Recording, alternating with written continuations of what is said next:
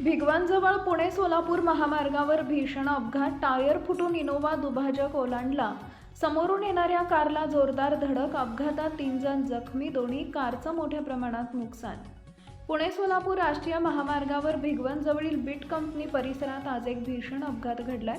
सोलापूरच्या दिशेनं भरधाव वेगात जाणाऱ्या इनोव्हा कारचा अचानक टायर फुटला. त्यामुळे चालकाचं नियंत्रण सुटत इनोव्हा कार थेट दुभाजक ओलांडून पुणे बाजूकडून येणाऱ्या एका कारला जोरदार धडकली. या अपघातात 3 जण जखमी झाले असून त्यांना उपचारासाठी नजीकच्या रुग्णालयात दाखल करण्यात आलं आहे.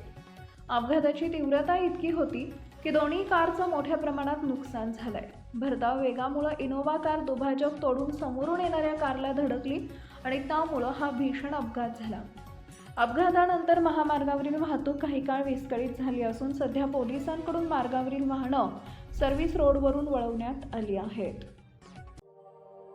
अशाच नवनवीन बातम्या पाहण्यासाठी बारामती वार्तापत्र चॅनलला लाईक करा, शेअर करा, सबस्क्राईब करा आणि बेल आयकॉन प्रेस करा.